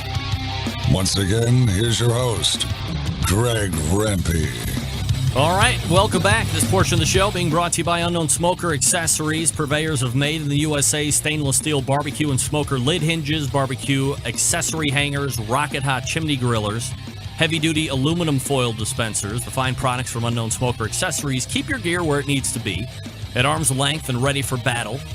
By the way, the rocket hot chimney griller is also available for sale at BigPapaSmokers.com. Showing partnership doesn't always have to mean competition. Just get together, you like your products, and you work it out. Of course, you can still buy all of the Unknown Smoker accessories at Unknown unknownbbq.com/shop. That's unknownbbq.com/shop. All right, my first guest in the second hour, a writer, a cook, TV host, professional hardcore carnivore, as we like to call her. Let's go ahead and race to the hotline and welcome back friend of the show, Jess Pryles, joining me here. Jess, how are you? How you doing? I'm doing absolutely fabulous. Jess, appreciate you making time for the show. As always, a lot of different things to kind of hit on here during our time this evening. So let's just go ahead and jump right into it. I had noticed. Much to talk about. I know. So like, I'm a huge fan, and if you came to my house and look out on my back patio, as it were, it is. Some would say littered. I say nicely decorated with any number of various pits and grills and all of this other stuff. So I don't know if you necessarily have the same affliction as collecting, but I know that you are kind of unveiling this whole new like cooker deal that you're involved with is it Pits and Spits? Yeah, so I also have luckily, thanks to my OCD, I've corralled all my cooking units into a lovely little outdoor area, and the ones that didn't fit are kind of like the sad kits that are off to the side of the house now. But I recently launched my own signature offset smoker with Pits and Spits, who are a company based out of Houston. All their stuff is made in Texas, handmade. And they've been in business for over 40 years. And actually, I have to say, what I really like about them is that, you know, they're really cool in terms of I worked with them to design this pit, but they also understand that I do need to use other units as well. So, you know, I have a PK360 out there, I have a pit barrel that I use, and one of the ceramic units. And you would know for sure, it's not just a matter of collecting these things for the sake of lawn ornaments. You do generally find that you will have a go-to pit for different things. So they were really cool about that happening. But basically, I went to Ryan and I said to him, "Listen, dude, there's a couple of things that I'd love to do. You know, I have one of their cookers. I had one of their cookers already that they'd given me, and look, it'd be really cool to do this and this." And he goes, "Well, you know, if you want those changes, there's a really good chance that a whole lot of other folks will want those changes too. So why don't we just make you a signature pit?" So that's how it all happened. All right, so talk to me about the pit. I mean, it's best picture that you can paint versus audio and all that stuff. But like, what are some of the things that you thought, hey, here's a pit that I have and it works really good, but if it did this, or I could add that, or you know, put the Jess Pryles spin on it to make it a little bit better. What are those things? Sure. Well, the first thing you'll notice, which has nothing to do with me, but just to paint you the picture, most of the Pits and Spits are actually stainless steel roll tops, so they look a little fancier, I guess, than the all black pits. But you know, the only thing I changed about the actual cooking facility was to double the size of the firebox. So it's a 24-inch firebox on a 48-inch chamber. And that is just because the bigger your firebox, the more your control. You can bring the fire forward, back. You know, you also don't have to mess around if you get giant pieces of wood, which sometimes happens. And I personally don't yet have a hydraulic wood splitter in the backyard. So that's the only thing I changed to the core function of the cooking unit, because they have been around for so long, so I wasn't trying to mess with their systems. But the other features that I added are all functional features that as a cook, you know, I've had a lot of great feedback of people going, "Oh my God, that's really smart. That's really good." So I extended the front shelf so that you can put a tray down on it now without it being wobbly and having to hold with one hand while you open it. I built a dry storage lockable box onto the bottom of the unit, so you've got a place now to put your mitts and your thermometers and your foil and stuff like that, because all of us use extra pieces when we cook on a pit, but it's rare that you'll have not everyone will have a storage facility out there. So now it's inbuilt to the pit. And then I extended 2 feet of prep space onto the end. So you've actually got a prep table, so it can be completely standalone, again, if you don't have that outdoor facility. And I put a paper holder. It's either peach paper or foil. So if you're wrapping a brisket or you're wrapping ribs, one of the most annoying things, you know, is how do you get that paper efficiently off the roll? And this just allows you to come up and over onto that prep table and go, go, go. So there's a couple other things as well, but mainly it's a collection of the small, thoughtful details. There's also a grill on the firebox too, just for versatility and stuff like that. 48-inch cooking chamber. Yeah, it's available in the 36 as well, but it's Texas. Everything's bigger. So talk to me about your method of going from no fire to initial fire and then fire maintenance during the cook. I just light a chimney of coals, because that's the easiest thing. If I actually don't have one of those big propane burners, and I probably need that. If I had that, I would probably use that. But I light a chimney of coals, I dump it into the firebox, and I start with 2 or 3 good-sized logs to get that fire kicking, and to maintain that ash bed. And then after that, gets it rolling and heats it up. And, it'd probably be 2 in the summer, maybe 3 in the winter, just again, accounting for that Texas heat, accounting for that ambient temperature. And then it's probably 1 every 45 minutes or so. That's the beauty of it. Did you say that the fire grate was up higher in the firebox than you would normally find? Right. So this was a cool feature. It has 2 levels. So if you're smoking, the fire grate sits on the bottom level like a normal firebox. But if you're grilling, as we know, especially if you're searing, you need that proximity to the coals. So there's a bracket that allows you to move the fire grate up another level specifically for grilling. So it is a fully functional grill unit as well, rather than just, a added bonus. All right, so talk to me about price point on the 48-inch and like production time, or like how you order the Jess Pryles pit. It's all through Pits and Spits. Basically all managed by them. I just worked with them. Every one of them is individually numbered and comes with a time nameplate and, in fact, a T-shirt too. There's an introductory rate until the end of the month, but I know they'll go back up. It's $3,999 for the 48-inch, and I think just under $3,600 for the 36. And the thing is this, I got a lot of feedback that it's a more expensive pit, and it is. But it's a solid unit. It's handmade with, American labor and extremely high quality materials, and that's something that you pay for. But that's, I was fortunate enough to work with this company, and they produce an extraordinary piece of equipment, and that's, I guess, what you pay for a luxury item. I would imagine that being in the position that you're in, your name's on it, it's your brand, it's your kind of reputation, if you will, so you don't want to just throw your name up on something that might be a POS and everybody's going to talk shit about it on the internet. You know what? I don't know if you actually saw the comment. It's like you're reading my mind here. But one guy, when I came out with it, you're reading my mind right now. When I came out with it, he's like, I really, really would like to see your name on something like Martha Stewart, available in Walmart or wherever. And I go, so you would rather I put my name on a POS made in China that is easily accessible to everyone and generally disappointing? No offense, I own Martha Stewart products, and I'm not saying that about her stuff. Yeah.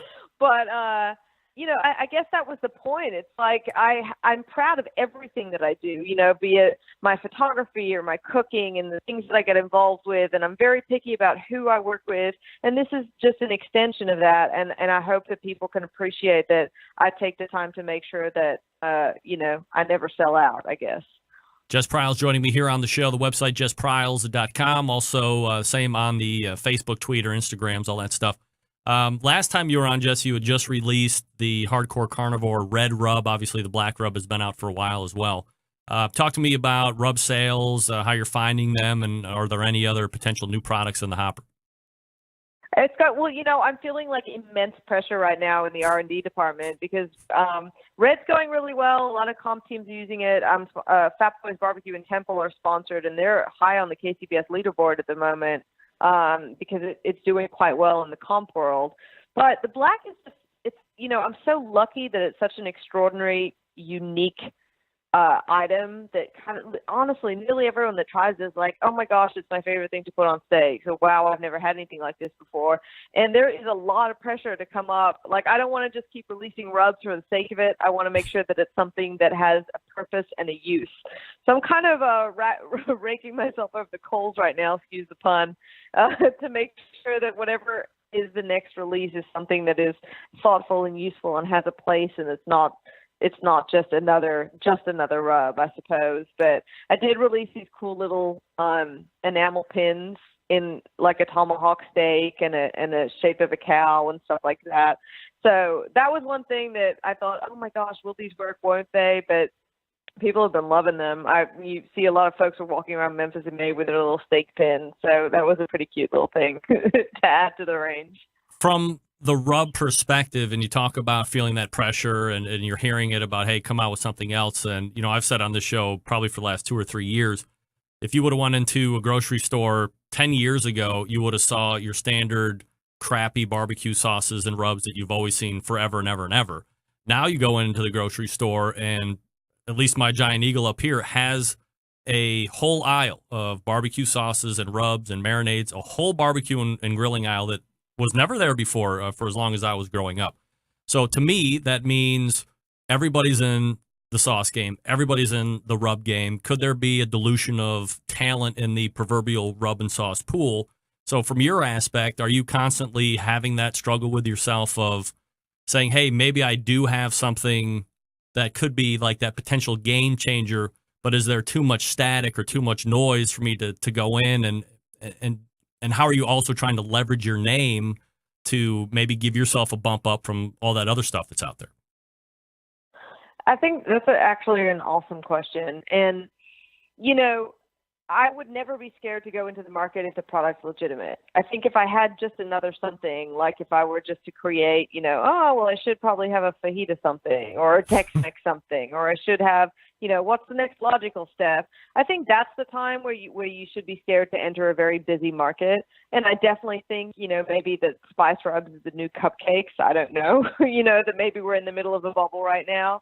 I think that pantries are only so large, and the extensive collection that people are accruing is going to be finite, but that the really good product will last. So I don't have an issue at all, you know, if I hit on that next thing that I'm extremely positive about and comfortable with, I'll put it out no matter what.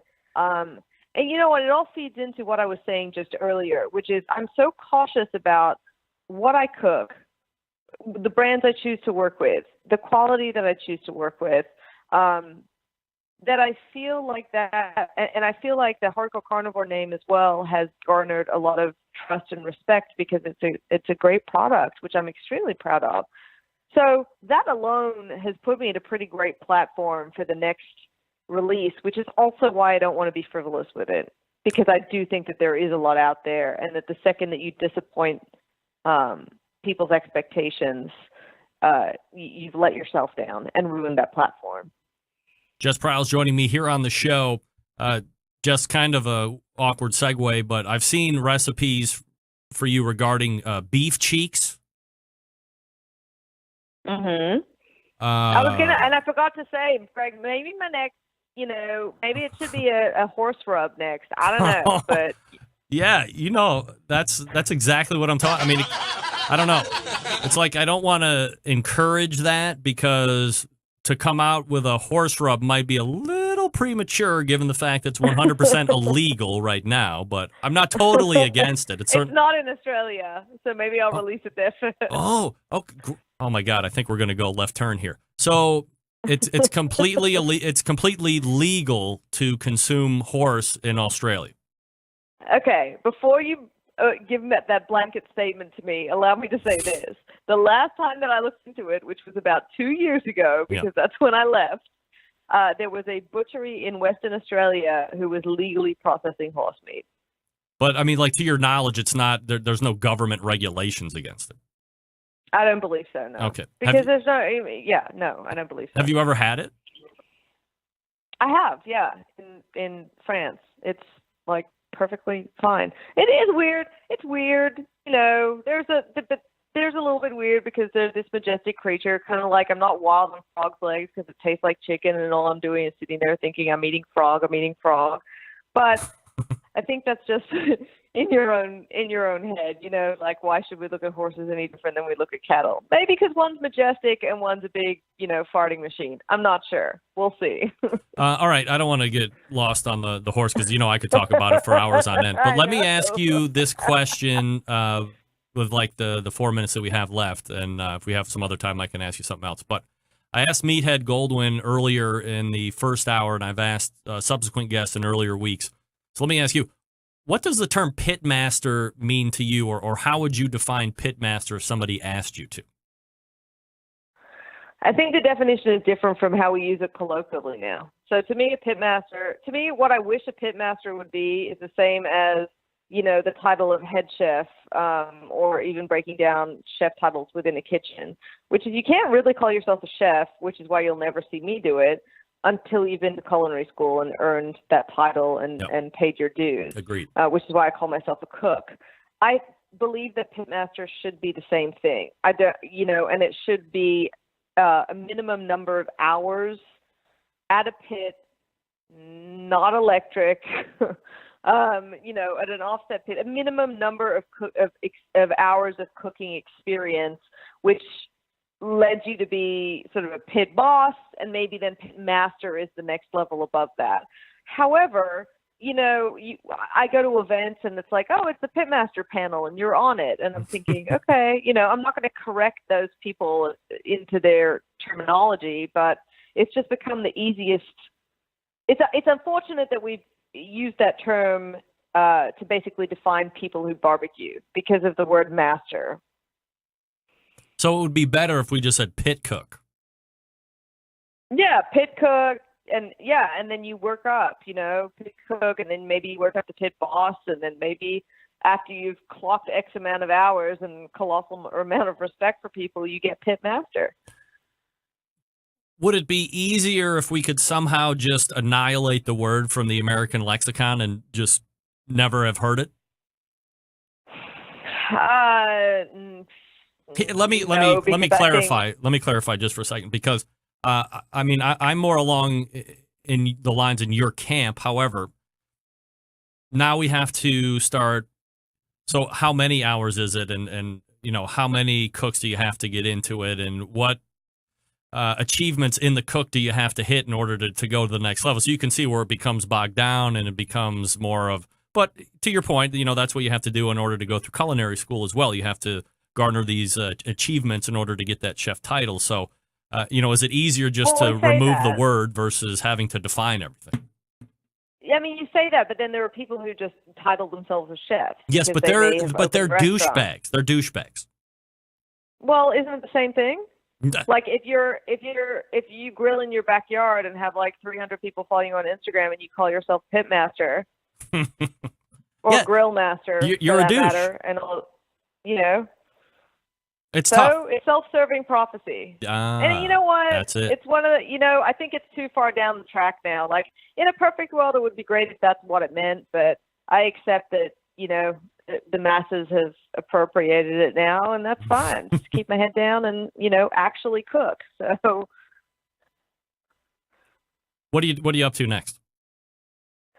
Oh gosh, what am I doing? I'm going to Metallica tomorrow night, which I'm pretty excited. Really? Oh my! That was my first concert ever. Really? Yes. Yeah, they're playing Texas at the moment. Oh wow! I'm actually speaking in College Station next week at the American Meat Science Association's Reciprocal Meat Conference, which I'm very excited about. And going to cook in Brazil later in the year, and St. Louis, and going back to Australia to be at Barbecue Wars in Port Macquarie in September. So a bunch of stuff coming up. Super exciting. Oh, and classes and gosh, everything. Well, it sounds like it's a never-ending barbecue ride for Jess Pryles, and you can check her out on the web, jesspryles.com, or follow them on social media at Jess Pryles, Instagram, Twitter, all that good stuff. Jess, always appreciate the time. Thanks so much for coming on. Thank you. Talk to you soon. All right. There she is. Jess Pryles. That's right. All guests on the Barbecue Central show appear via the Smithfield Hotline. Yeah, man. You can get online, Pits and Spits, and check out the pit. I mean, it's, I don't know. I'm trying to rack my brain. Last time I saw like an offset pit that had stainless steel roll top. I mean, I dig the look. I'm a flashy guy. I didn't know if you knew that. Can't you tell with all my... Never mind.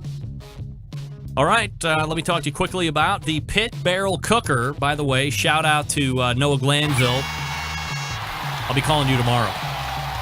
Just in case you're watching, I want to give you fair warning. Gang, pulling the trigger on a new cooker can be nerve-wracking sometimes. Temperature control, fire management, what woods to buy. Who needs the hassle? But I strongly suggest a Pit Barrel Cooker. The Pit Barrel makes cooking simple and fun, and it just might be the most unique, versatile, and easy-to-use cooker available on the market today. Imagine a single cooker that will turn out great traditional barbecue meats like brisket, pork shoulders, and ribs, while also being able to ramp up in temperature to do those burgers, chicken wings, and hot dogs. Versatility, all thanks to the revolutionary design that goes beyond traditional convection. Their hook and hang method places the food right in the center of the heat, so it's acting like a stationary rotisserie. The result, great tasting, perfectly cooked meat each and every time. Not only is the Pit Barrel a fabulous cooking vessel, it's aesthetically sexy as well. Built to withstand heat, and thanks to its porcelain enamel finish, the Pit Barrel is able to withstand any type of weather. It's also extremely portable. It fits in the back of most trucks, vans, and SUVs. Basically, it's ready to go wherever you are. Of course, all barbecue folks love accessories, and Pit Barrel doesn't disappoint here either. From the rubs, the stainless steel rub shakers, the unique removable ash pan, the pit grips, turkey hangers, hinged grill grate, beer koozies, coffee mugs, a full line of accessories that will really complete your Pit Barrel cooking experience. And the best part of all, for $299, Pit Barrel comes fully assembled, ready to cook on, and it ships for free right to your door. Not only does the cooker ship free, but with so few returns, everything they sell ships for free to lower 48. Each and every day, no promo code, no coupon needed. Don't take my word for it. Amazing Ribs continues to give them the highest rating awards in their gold division. 4 years in a row, if you're counting. Head on over to pitbarrelcooker.com and see what everybody's talking about. Be sure to check out their full collection of short how-to videos. Then pick up one or two for yourself. You can thank me later. Call them 502-228-1222. That's 502-228-1222. And yes, they will actually talk to you. Find out what great customer service is all about. Pit Barrel Cooker. All right. Hit me up if you want to come on this segment. We're open. We're ready to talk about whatever you want to talk about. Previous guests this hour, previous guests past months. Maybe we can play a game. Who knows? Stick around. We'll be right back.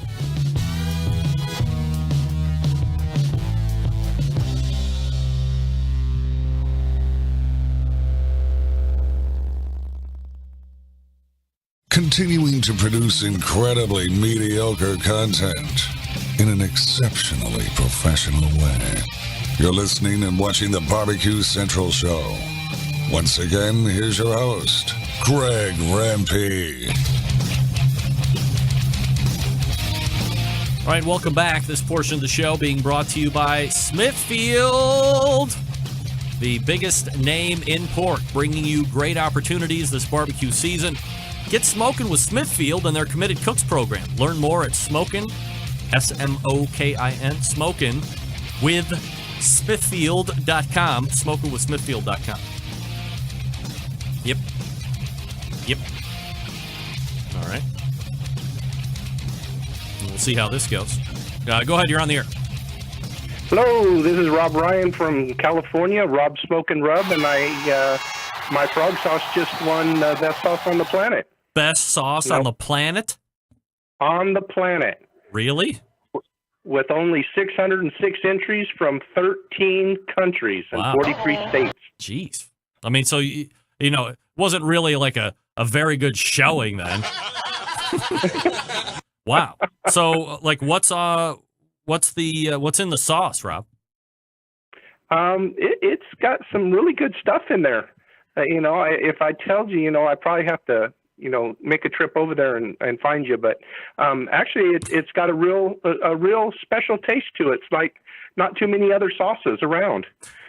Rob, was this judged at the What competition? At the American Royal. American Royal. All right. So I knew like the guy from oh boy. How can Spice Wine Smoker, Jay Curry won, his sauce won in a certain category. What category was yours? Mine placed first in vinegar, and then they take all the winners from the vinegar division and put them all together, and I won out of all the winners from the divisions. So out of all, like tomato sauce, vinegar sauce, tomato sauce, mustard sauce, you're the high champion of everybody. I was the top dog. Wow. All right. So what's the website so everybody can go buy your World Championship rub? It's robsmokinrub.com. Rob's Smokin, SMOKIN. Rub, yes, .com. All right. So obviously you have a rub too. Yes, I have 5 different rubs. I have 3 sauces. In the vinegar division at the American Royal, my frog sauce placed first. My sweet chipotle sauce placed 3rd. Wow. And my sweet and tangy placed 9th in vinegar. You got it going on there, buddy. I was pretty lucky this year. No doubt. All right. How long you been in business? About 5 years now. Yeah, are you mostly online sales? Or are you pulling through a bunch of distributors and brick and mortar stuff? No, I'm fairly new, small in Central California, and looking for distributors, looking for somebody to help me out. Mostly online sales and the pro competition out here in California. Are you sponsoring teams? Yes, I sponsor Son of Smoke, Zach Galisti. That's that kid, right? He was the kid, and he was Rookie of the Year in 2013 with it. Wow. All right. Good. What else you got going on? That's about it. Just busier than heck right now with all the orders coming in, but I just wanted to reach out to you and say hey, and I think I sent it to you at one time, and you tasted my sauces. Are you going to put me on the spot like that and make me look like an ass? Great. Well done. You've done it, Rob. Thank you. All right. So it's robsmokinrub.com, the number 1 sauce in the world currently. And he beat everybody. So head on over there and buy them up. You got a day job, Rob?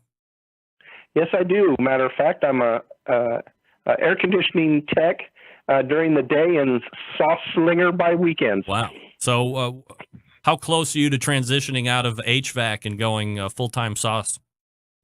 Real soon. Really? Believe me. Wow. Good for you. All right. Well, we'll put the link up here, and hopefully we'll bump you some sales there, bud. All right, sounds great. Thank you very much. All right, you got it. Thank you. Beat it. Rob, you did not just call my show and say, hey, I sent you my sauces and you tasted them, and then did that really happen? Don't make me say, no, you didn't. God, I hate that. I don't know if I did or not. Get that big stuff out of here. God damn it, Rob. What are you doing to me? robsmokinrub.com. There you go. See, this is what happens when you call in for the open segment. You get guys like Rob calling in saying, hey, my sauce won top sauce of ever for 2017. So how about that? Has anybody tried it? Son of Smoke. That's another kid that I'm trying to line up for like Future of Barbecue. Trying to line him up. I don't know if he gets out of California. It sounds like he's kind of young, but whatever. All right. If you want to get in touch with the show, this is how you do it. You can get in touch with the show by calling 216-220-0966. Email Greg at the bbqcentralshow.com. On the Twitter and Instagrams at BBQ Central Show. All right, we can also play a game where I can give you some Big Papa Smoker rubs of your choice. We got Cash Cow, we got Sweet Money, we got Happy Ending, we got some jalapeno rubs to give away, all that good stuff. So if you want to jump in and try and win something, you can call in 216-220-0966. And we can play a game of your choice. And if you can get 3 of 5 right, hey, who knows what can happen? Anybody had Smokin' Rob's rub sauce? I did. I had Rob's sauce. It was very memorable. Now, there's nothing that cream cheeses my bagel more than getting inadvertently put on the spot and I have to look like you know what.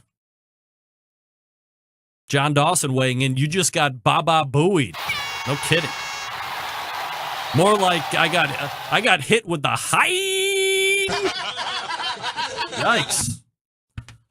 Let me get my games up here in case somebody's going to call in. That way I'm not also getting laughed at for that. JessPryles.com, thank you for last segment. And if you have not tried her rubs, by the way, you can go to JessPryles.com. Those are the hardcore carnivore rubs. There's black and red. And if you have any type of ability to decipher one rub, black, there is activated charcoal in that.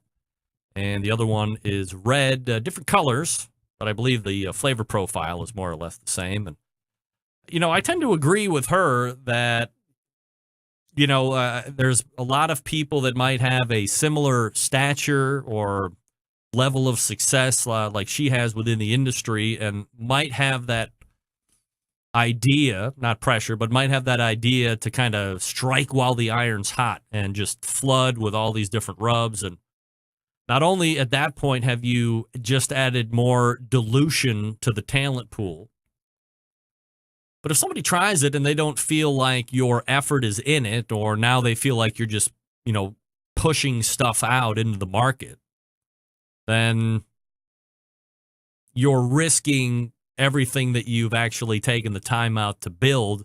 It's always harder to build the reputation and keep it than it is to lose it. I mean, just go ahead and look around in any type of mainstream media these days. I mean, you say anything or you say one thing that offends enough people, even if you've been somewhere for 15 years or 20 years or you're the highest rated cable show or whatever, you say something, boom, that's it. I mean, you can be off in one heartbeat of a second. So proving the point that working hard, building the reputation, that's the hardest part. And then within seconds of a bad decision or a misstep or saying something stupid, your reputation is gone. Maybe you're blackballed from the industry, whatever it is. So you got to ride that fine line between, look, everybody wants to make money, right? I think that's innate if you're any type of a capitalist. I want to make money. Everybody wants to make money. But I think you want to go about it the right way. And Jess obviously is very conscious of doing it the right way and maintaining the brand. And that's why she's just not slapping everything up against the wall. I did see a post in the instant chat room, I think from Doug Durda. By the way, congratulations to his Penguins for winning the National Hockey League championship. Oh, that's right. Nobody cares about hockey. Get that big stuff out of here. The only thing that hockey rates over in my book is soccer. And everybody knows how I feel about soccer. I mean, at least the guys on ice are men. The soccer people are shams. Shams of men, shells of men, fake men running around the grass, getting slid into, and at one moment seems like every bit of life has been kicked out of them and they have been sniped with 50 millimeter caliber bullets, only to be up within 5 seconds and then racing up and down the pitch again. I mean, soccer's the worst. And they never score. I have seen, a lot of soccer games, like 6 or 7 in my lifetime, and they never score. I defy you to show me a soccer game where there's any score.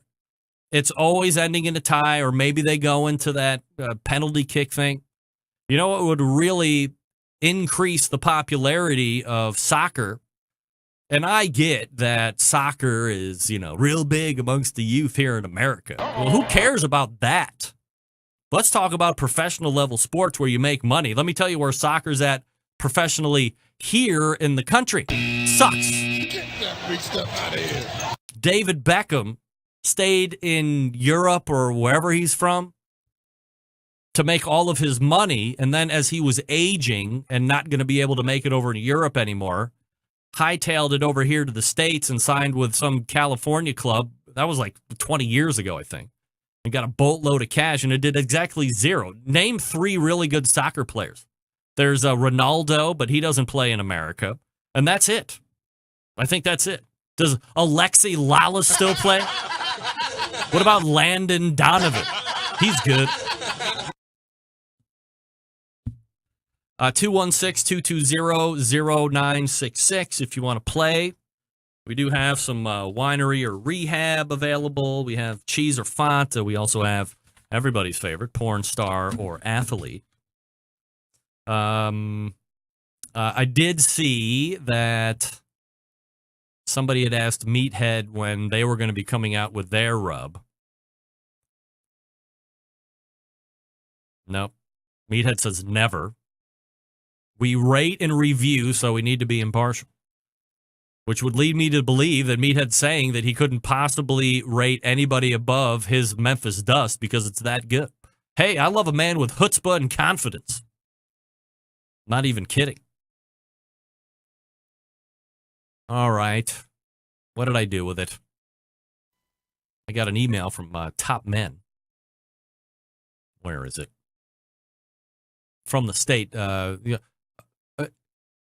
By the way, I don't know if anybody heard it, but kind of 75% through the Jess Pryles conversation, Jess talked about horse meat. I think a little tongue-in-cheek, pardon the pun, because I was going to try and go down the beef cheek train, and we didn't board that one, but we quickly ran off the rails on horse meat talk, unexpected, by the way, not provoked by me.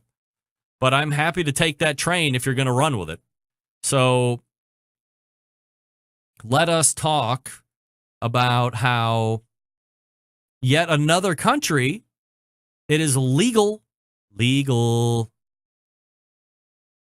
to cultivate, cull, process, and sell and eat in Australia, France, a lot of European countries. So I think Americans need to do a much better job at opening their mind, because next week I'm going to be sharing an email with you from the great esteemed Ohio Senator Sherrod Brown.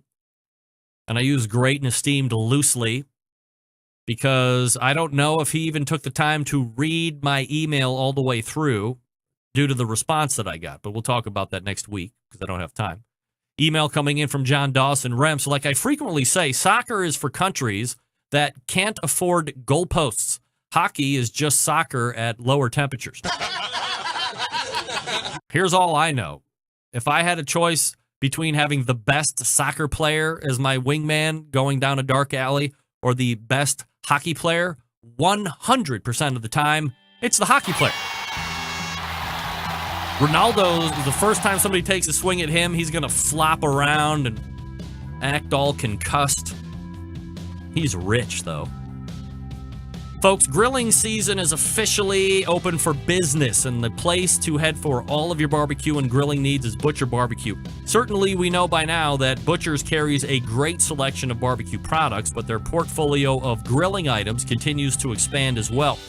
You've heard me talk about the grilling oils for a while now, and I really believe that these products will change the way you cook forever. These items are shelf-stable, do not require refrigeration like a lot of the other butters do. With grilling oils, all you need to do is leave it by the stove, take it out to the grill, use as needed. Don't worry, it's not going to go bad. Need a butter kick? Use butter flavor. Want a chipotle or a steakhouse kick? They have those flavors as well for you to try. And here's how I use them. Flavors aren't aggressive, so you can build layers of flavor as you flip. Then, when I take the steak or burger off, I hit them with another small layer of grilling oil before they go on the table. Perfect. Because they're shelf-stable, they are never out of sight, out of mind, like they are with some other items that you're going to use. Never resting on his laurels, Dave always in the flavor lab coming up with new stuff. And the newest item right now is his Grilling Addiction Seasoning, available for sale at butcherbbq.com. Lastly, dealers wanted. If you currently own a barbecue and grilling supply store and do not carry the Butcher Barbecue lineup, what are you waiting for?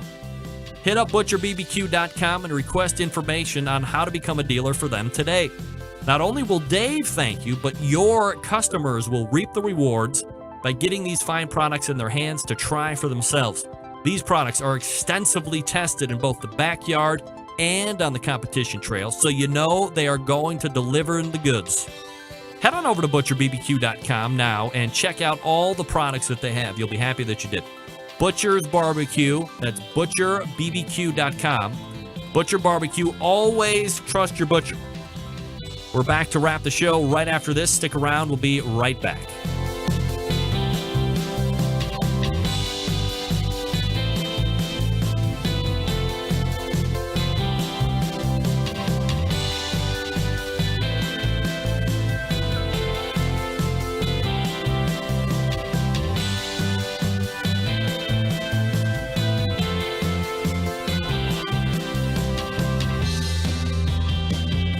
Cleveland.